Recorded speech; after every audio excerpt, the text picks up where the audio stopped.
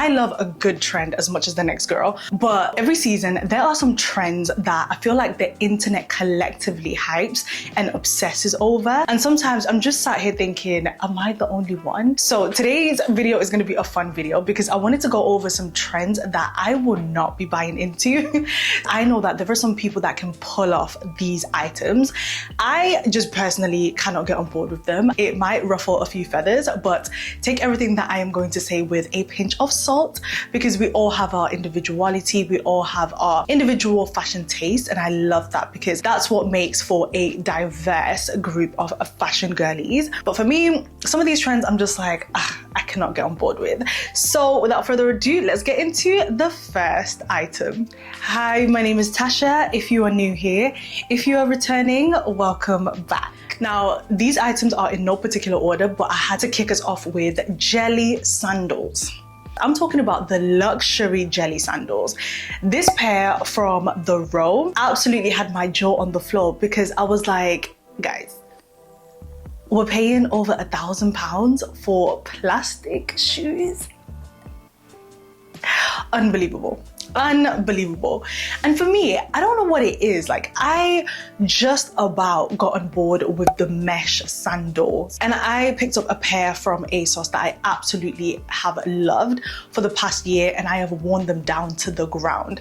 But those mesh sandals did cost me about £30, so I was willing to part with £30. But the luxury mesh sandals, like the original Elias sandals, were over £1,000, and I was like, there is no way. And I just feel the same, but a little bit more passionate about these jelly sandals because they are plastic. And for me, the one thing that is also playing on my mind is how comfortable are these shoes? If you're gonna wear this shoe all day, I'm just picturing how uncomfortable they're going to be, and also the blisters that might come with wearing a plastic shoe all day. I've seen some fashion girlies, you know, absolutely rock these and make them work. For me though, I'm just looking at them like, these definitely give me childhood nostalgia, and I'm just like, I cannot get on board with paying £1,000, over £1,000 for a pair of plastic shoes. Let me know if I'm the only one, and let me know what you think of these jelly sandals. As well as the jelly sandals from The Row, there are also some that I've been seeing from Chloe that are coming in around £400 to £500. It looks like they've put a little bit more, you know, of a thought into it. They've made it into like a little kitten heel, but still the material is plastic. The jelly sandals, it's safe to say, are not for me. So the next trend that I've been seeing all around social media is the Rode lip gloss lip case combination. The first thing that initially popped up in my mind was, wow, this is a really creative idea. Like, you're always gonna have your lip gloss handy. I mean, as a girl, I always have a spare lip gloss in my bag, and I thought, wow, this is a good way of carrying your lip gloss around with you, and you're never gonna have to go digging in your bag for any lip gloss. So I thought initially, this is a great idea, until I started really thinking about it. My phone is constantly in my hand when I'm out and about, and when it's not in my hand, it's on whatever surface is closest to me. Sometimes that is an actual table or whatever, and then other times it's just thrown in my bag, and sometimes it's even on the floor. So I'm thinking, how sanitary is this combination? The more I thought about it, I was like, no, that is not for me. Because if you ask yourself, like, how many times do you walk around with an antibacterial wipe to actually wipe your phone down? For me, the answer is not often enough. And I was just thinking, if you're going to be carrying around your phone everywhere, that means going to the bathroom, that means, you know, wherever you are, restaurants, public places, and you place your phone on the, like, whatever surface you're next to, and then you open your lip gloss and you're gonna put it on your lips. I'm just like, damn. I did not need to think about that too much, because the more I thought about it, I was like, no, this is a trend that I can politely pass on. But I do love when the fashion girlies, you know, take pictures with their Rode phone case, and I also think it's a brilliant way to upsell, because the case comes separately to the lip gloss. So if you want the lip gloss phone case combination, you have to buy that 2 items separately. And I'm like, okay, this is smart. So Rode really set the trend when it comes to phone cases and the lip gloss combo. So shout out to Hailey Bieber. You did a great job, girl. But for me, I am politely passing on that lip gloss phone case combination. So when it comes to the lip gloss on its own, I have heard raving reviews about the Rhode lip glosses, but I have not actually had the opportunity to buy this and try it out, so I can't really even speak to how good the lip glosses are. For me, just the phone case lip gloss combination it's a no from me. So the next trend that I am not buying into, and I feel like this has been trending for a while now, and it's not just like specifically for summer, but it's the Labubu bag charms. I don't even know where to start, but the internet is currently obsessed. I just feel like I'm on the other side of this obsession because I just cannot. First of all, for me, the dolls are confusing. When you initially glance at them, it's like, oh, this is so cute, you know, it's a fluffy, furry bag charm. But when you turn it around and you see the face, it's like, whoa, this is some cute, scary, like juxtaposition thing going on. Because on one hand, the back is cute and furry, but on the other hand, the face is looking like Chucky on a bad day, and Chucky's coming after you, kind of a look. I just cannot be walking around with this kind of a scary mini bear hanging off my bag. I just cannot. However, accessories and bag charms have been around for a minute. If you take, for example, the Birkin, they've always had the twilly that you're able to wrap around your handle to accessorize your Birkin. There are also some bag charms that Hermes does, and I know that I've seen some other luxury designer brands have bag charms on sale as well. And I do love the idea of having a bag charm on your bag to just bring out your personality or just have fun, be creative with your bag. But for me, I feel like that the specific Labubu doll thing is just a no for me, because again, the juxtaposition of how cute and scary the dolls are, it's completely put me off. And yeah, I'm just not into that whole trend. But I know that there is another side of the internet that are literally breaking their necks, their backs in those long queues, waiting to get their hand on a Labubu doll. And listen, I tip my hats off to the marketing strategy. I mean, because the way that it's been designed, it's almost like a psychological game, because you don't know what doll you're getting when you buy a Labubu packaging. And I think that adds to the excitement, the allure of, you know, buying into the whole trend, because you end up wanting to collect the dolls and everything. So when it comes to the business side of the Labubu and also how smart I just feel like the marketing is, I can appreciate that, but an actual Labubu doll on my bag, it's a no for me. Another thing about this trend as well is this is gonna pass like there's no tomorrow. So imagine people are paying what I've seen to be ridiculous prices on the resale market for a Labubu doll that is trending right now. But in a few months' time, and I promise you, this time next year, there's gonna be something else that has got our attention. This is a sunk cost, in my opinion. In a couple years' time, somebody might wanna buy your Labubu doll, but I don't really see this going further than the trend that it is right now. So again, for that purpose, it's a no for me. But yes to bag charms, yes to accessorizing bags, and yes to just bring your personality into every single thing that you do. So this next trend is more of a beauty trend. Personally, outside of the runway, I just don't get it, but it is bleached brows. Bleached brows have been around since the 1990s. Designers like Alexandra McQueen utilize bleached brows in their runway shows. Celebrities like Madonna, you know, fashion icons really took the fashion scene by storm with their bleached brows back in the 1990s. And recently, the bleached brows have made a comeback. I found this to be the case, especially sometime last year into this year, that people are really rocking the bleached brow look. Now, to me, I love a good fashion statement. However, the bleached brows, I just can't get behind, especially when it's done outside of a, you know, like fashion runway scene setting, like in an everyday setting. Like, let's say you've got nothing blonde about you but your eyebrows. Like, I just feel like politely, maybe I just don't get it. I have seen people pull this off, and I think it's called something like alien beauty, alien core. Yeah, for me, I just can't get behind it, because I can't get behind the distraction that it causes me to have. Because if I'm having a conversation with you and there is nothing about you that is blonde, apart from your eyebrows. Like I'm looking at your eyebrows, but I do appreciate looks like this on a more like fashion runway kind of a setting. It's the same thing that happened with, I believe it was Pat McGrath sometime last year, the glass skin makeup look for the runway.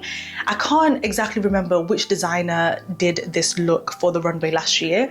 I feel like the bleached eyebrows is equivalent to somebody walking out with literally looking like a porcelain doll on a daily basis. Like, for me, it would just be so distracting, and yeah, no, politely, it's a no for me. But let me know what you think about bleach brows. Okay, so this next one, I am on the fence because I'm like, oh, do I love, there's a part of it that I love and there's a part of it that I just cannot get behind. And it is ballerina heels and trainers. For the ballerina heels, I can sort of get behind it ever so slightly because I really love the ones that look like sandals and then they're just like a strappy detail to go with it. And it's sort of like in, you know, that typical ballerina silky material of a tie. But then there are those that literally look like ballerina shoes. And I just feel like it is super trendy. Like, this is gonna be so hyped this year, and next year is gonna be forgotten about. And some of the luxury ballerina heels like Louboutin, for example, where your shoe is costing just over £1,000, you're gonna invest in that this year and next year it's gonna become irrelevant. Similar to what happened with the platform heels. Valentino had a run during the Panini era where we were loving the platform heels, and nowadays you don't really even see many people rocking platforms because that trend has gone and passed. So the ballerina heels for me is sort of playing into that trend, and I just feel like, I don't know, if you love this trend and you're gonna wear, you know, this type of a shoe after it's trending, then go for it, because I know that I have bought into some shoe trends from Bottega. The mesh pumps, for example, that I will wear until the end of time. Like, I do not care if mesh is trending or if mesh heels are trending, I will pull for my Bottega heels. So if you love the ballerina heel trend, then go for it. But for me, it's just like, it's way too trendy. And I don't know where or how ballerina core, you know, just popped up out of nowhere. But for me, it's like, yeah, that ballerina look when it comes to heels, it's a no for me. I can just about get with ballerina flats. Chanel has been doing ballerina flats and sandals for a minute, and I think they do it really well. And in the same breath, what I'm not currently understanding is ballet trainers. We're turning trainers into ballet looking shoes, and I'm just like, hey, I just don't get it. It's the juxtaposition for me. The trainers look cute, but I feel like this would be cute on maybe a younger child. And I just feel like this is really a super trendy look because the ballet trainers are going to be here today, gone tomorrow. It's probably comfortable because it's trainer material. Usually when it comes to actual ballet shoes, they are sometimes steel toe capped. So the shoe is not really that comfortable because it's designed for you to be able to stand on your tippy toes. So what they've done with the trainers is it's probably going to be a little bit more comfortable. However, it's just the look and feel for me because I cannot get behind it looking like a ballet shoe, but also it's a trainer, but also it's, yeah. So when it comes to that ballet heel, ballet trainer situation, like, it's a no from me because it's just a little bit too trendy, and probably more personally, like, I wouldn't even know where to start in terms of styling a ballet trainer. So the next trend actually got me because I bought into this last year. And it's the crochet everything trend, especially for the summertime. So the crochet dresses, the crochet top and skirt, you know, just crochet everything for summertime. Now, let me tell you, last year I bought into this trend. I ordered myself a gorgeous crochet dress from a beautiful crochet designer from Lagos, and she does amazing crochet designs. So I will link her details below because the dress and the two-piece cord set that she made me is phenomenal. And I'm not saying I don't love crochet, it's just crochet in the summertime is not practical. Very, very not practical. And I didn't realize that crochet during summertime is not practical until I took my dress on vacation, and girl, I probably only lasted maybe less than half an hour in that dress because it was hot. Imagine wool coupled with 30-degree, 40-degree weather. It's a no from me. And the level of crochet, especially when it's a heavy duty crochet, you are gonna be boiling. Like, I think with the crochet skirt, which is a little bit more of a heavier knit, I definitely was feeling the heat immediately that I put the skirt on. And I had to go inside the hotel room and just sit under the AC because it was just way too hot. And I feel like a lot of the time you don't hear the other side of, you know, the experience. You only see the beautiful pictures. And the crochet trend for me, especially during summertime, is just not the one, simply because it's just way too hot. And I don't know if it's just me, but let me know, like, am I the only one? Am I the only one that feels this way? Or am I just wearing thick crochet items and I just maybe need to get less thick crochet items? But when it comes to crochet in summertime, like, it's a no for me. And I feel like this is a trend that is, it's not really a trend, it's something that's always going to pop up during the summertime because crochet looks cute in summertime. In theory, because of the way that it is designed, it's maybe thought to be breathable because it's got a lot of holes in it and everything, but for me, it's hot and not practical and not sustainable for long periods of time during summer. So for me, I don't know. I might have to wear my crochet items during the winter time. Maybe I've gone away on a vacation somewhere for some winter sun where the temperatures are a little bit cooler, or I can probably rock this, you know, maybe in the evening time when the weather's a little bit cooler. But crochet during the summer daytime, it's a no for me. So the next thing that is on my list is the Louis Vuitton Speedy bag, but at Pharrell prices. The Speedy bag is forever going to be iconic when it comes to Louis Vuitton. And I love that Pharrell has come in and he is revamped it, re-envisioned it, and he's put it out there for us to enjoy. But the prices that he's coming with are a little bit crazy to me. And the retail prices as well, I've seen them go up. It was only sometime last year or the year before that a Speedy bag, you can literally find a Speedy bag for 300, 400 pounds on the pre-love market. But right about now, you can probably find a Speedy bag, depending on the size, for a decent price, 1,000 pounds, 500 pounds. But the new Speedy bags at Pharrell's prices, I'm just like, I don't know if I can get behind them. The colors, the neon colors, the pop of color, for me, it's just a little bit too bright and a little bit too trendy. Because for me, when it comes to luxury items right now, I'm just in a stage where I want timeless pieces. So if I am to invest in a Speedy bag, I would want maybe a more subtle, more, you know, like a long-standing Louis Vuitton monogram looking Speedy. The ones that Pharrell are coming out with in the yellow, the red, the blue, you know, incorporated colors, it's just not for me. Like, I'm not really a fan of those, but I can see the appeal. You know, you can pick a color that stands out and speaks to your personality, and I love that ability to be able to, you know, pick out colors and have fun with your items. But for me, I'm just not, it's not really something for me, and I'm just not really loving it like that. So this is going to be a trend that I am politely passing on, but go ahead, Pharrell, like, do your thing. He is doing great things at Louis Vuitton right now. But yeah, when it comes to the colors and the prices of the Speedy bag, it's a no from me. So that is it for today's video. I hope you guys enjoyed it and had a little bit of fun, whether you agree or disagree with when it comes to some trends that I am not buying into. But let me know, what are some of the trends that you're not buying into? If you agree or disagree with any of the items that I mentioned, let's talk in the comments below, because I would love to know your opinion. And yeah, let's talk in the comments down below. And thank you so much for watching all the way until the end. I will catch you guys in my next video. I love you guys. Bye.